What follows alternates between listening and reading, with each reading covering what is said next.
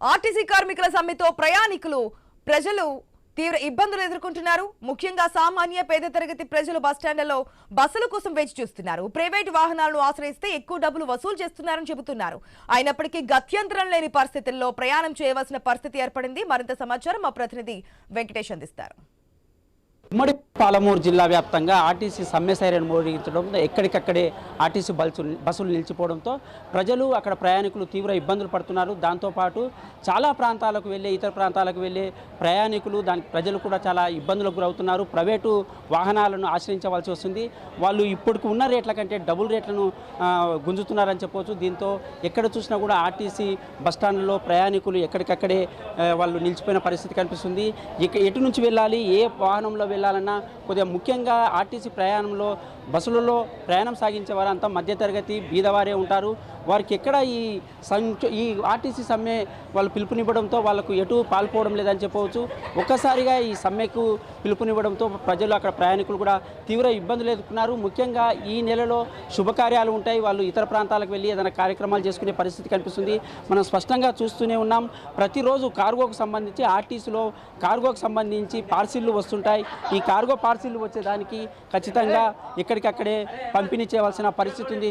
కానీ కార్గో వల్ల ఎక్కడైతే నిలిచిపోయినని చెప్పవచ్చు. దీనికి సంబంధించి పోస్ట్ ఆఫీస్ కానీ అక్కడ కార్గోకు సంబంధించిన కానీ ఎక్కడికక్కడే క్రయ విక్రయాలు అయితే జరగడం లేదు. ఆర్టీసీ బస్సులను పోలీసులు అక్కడ ఆర్టీసీ యాజమాన్యం బలవంతంగా నడపాలని ప్రయత్నాలు కూడా చేస్తుంది. కానీ ఆర్టీసీ సిబ్బంది వాళ్ళని అడ్డుకుంటున్నారు, కార్మికులు అడ్డుకుంటున్నారు, వేడుకోలు చేస్తున్నారు.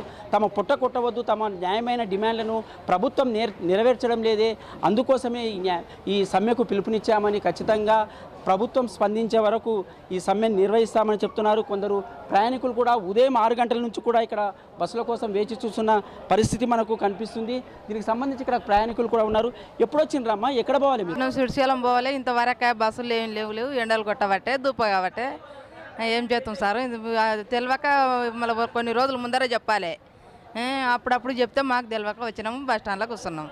బస్సులు ఆగినవి, మరి ఎక్కడ పోవాలి, ఎందుకు పోవాలి, ఎండలు కొడుతుంటాయి. మీరు ఎక్కడ పోవాలని వచ్చిండ్రు? శ్రీశైలం పోవాలి. శ్రీశైలం దేవుని దగ్గరకు పోవాలి.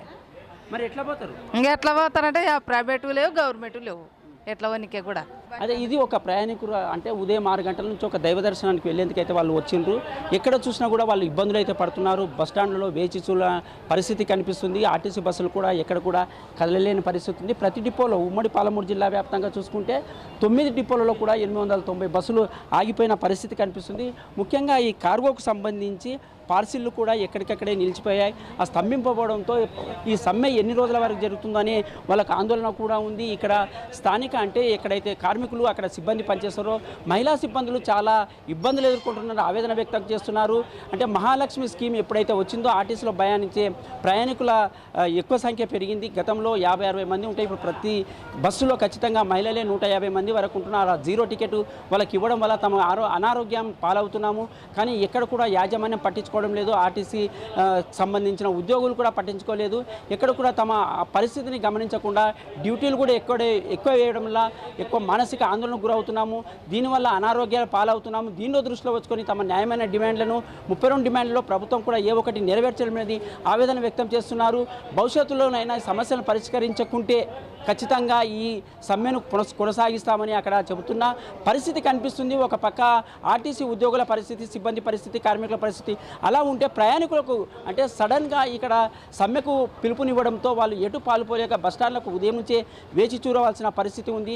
శుభకార్యాలకు వెళ్ళే పరిస్థితి ఉంది. ఏదైనా వస్తువులు తెచ్చుకుని హైదరాబాద్ కానీ ఇక్కడ కర్నూలు కానీ దూర ప్రాంతాలకు ప్రయాణించవలసిన పరిస్థితి ఉంది. దాంతోపాటు విద్యార్థులు కూడా తమ విద్యా సంస్థలకు ట్యూషన్లకు వెళ్ళే వాళ్ళవలసిన పరిస్థితి ఉంది. దాంతోపాటు చిరు ఉద్యోగులు ఖచ్చితంగా పేదవారే బస్ టికెట్ తీసుకొని అంటే ఎక్కడైతే పాస్లు ఉంటావో వాళ్ళు కూడా బస్సులోనే ప్రయాణం చేస్తున్న పరిస్థితి ఉన్న నేపథ్యంలో సమ్మెకు ఒక్కసారిగా పిలిపినడంతో వాళ్ళు హతాశులయ్యారని చెప్పవచ్చు.